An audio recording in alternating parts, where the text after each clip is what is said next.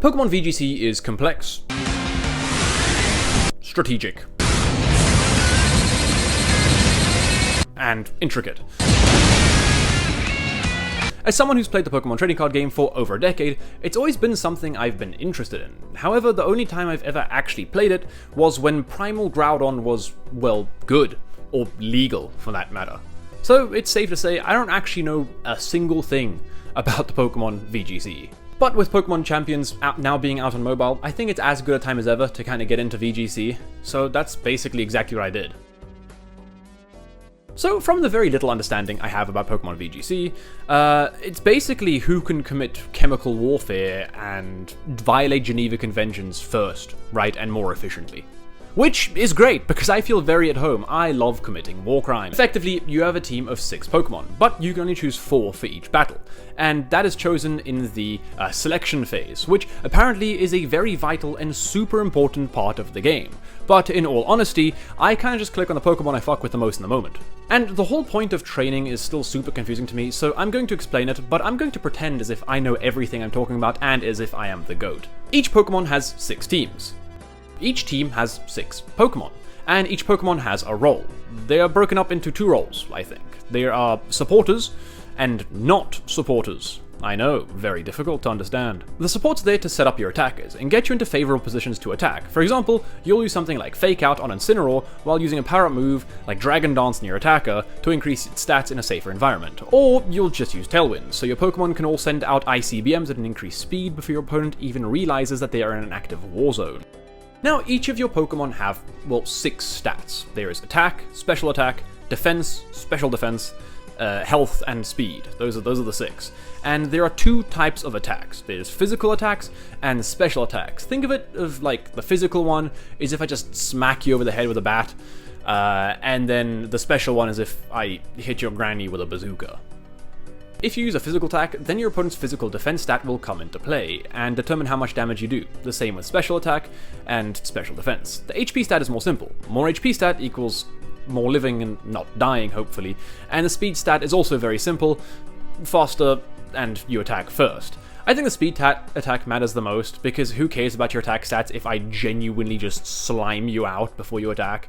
Then there's EVs or IVs or some bullshit like that, which can increase your stats even more, and this is apparently really intricate, but I stole the teams that I use, so I don't really have to think about it. But I think Wolfie, in my own opinion, you should increase the speed stat and the correct attacking stat for your attackers, and then the HP and the defensive stats for your support Pokemon, and you probably should be good. But in the beginning, I recommend just being an illegal European immigrant and stealing teams from better players.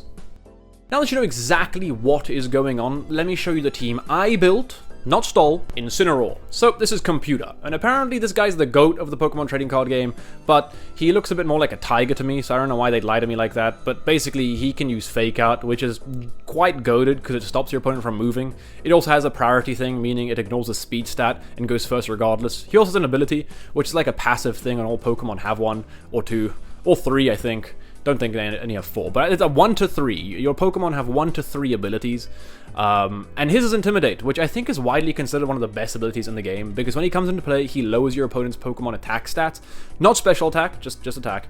Then he has some other really good moves like Parting Shot, which when used will lower your opponent's attack and special attack, but it'll also switch him out. So it's nice because it switches him out, so you can get value out of Intimidate again, like switch him back, and then also you don't have to waste a turn switching into a different Pokemon. It kind of does that same, thing in the same turn.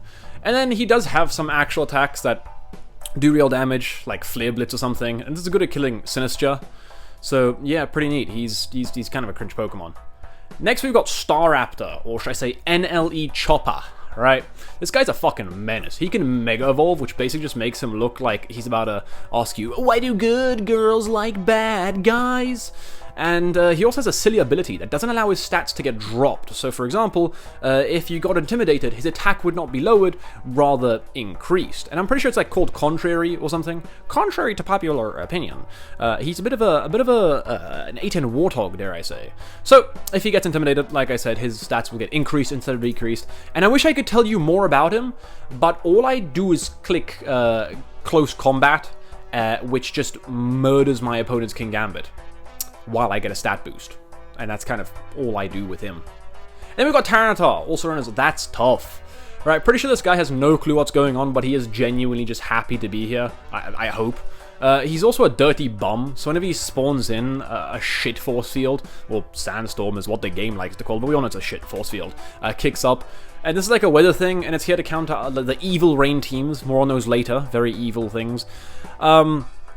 And this allows one of our other Pokemon to be faster, and also does chip damage to Pokemon at the end of the turn, which is pretty cool. I also don't do too much with this guy other than click Rock Slide and hope my opponent flinches and doesn't move, so there's that guy. Then we get Excadrilla, or should I say I Eat Dirt. This guy is a genuine businessman, right? He pulls up to his day job, which is just nuking shit very quickly, and then fucking dying. Right, so I'm pretty sure he becomes faster in the shit field in Sandstorm, right? And yeah, I just, like I said, also wish I could tell you more about him, but I just click Rock Slide on him and hope people flinch. However, I have clicked Earthquake a few times, and I have forgotten that Tyranitar does not fuck with Earthquake, so unfortunately, That's Tough has fallen victim to the Dirt Eater at times. He doesn't mind though, trust me, he's fine with it.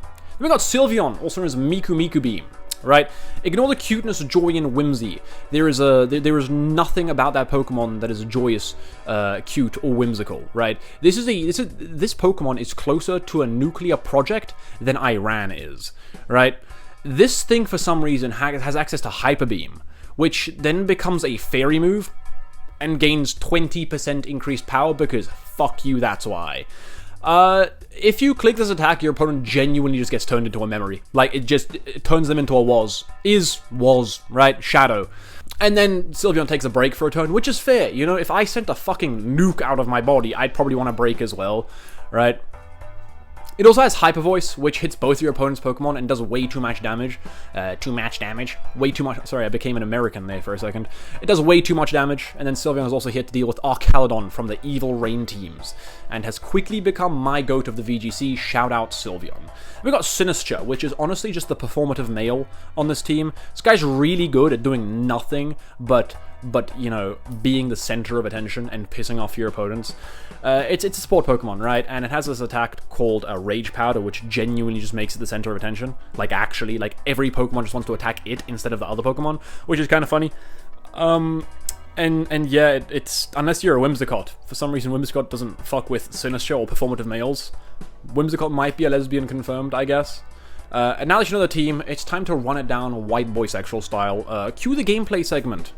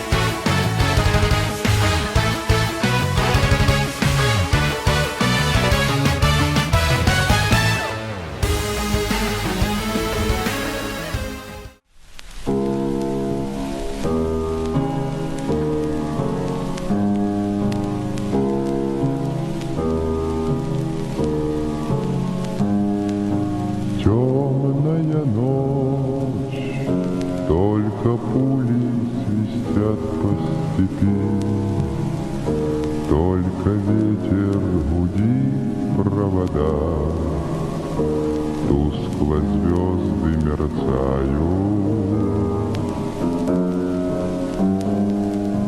В темную ночь ты, любимая, знаю, не спишь, и у детской кроватки тайком ты слезу утираешь.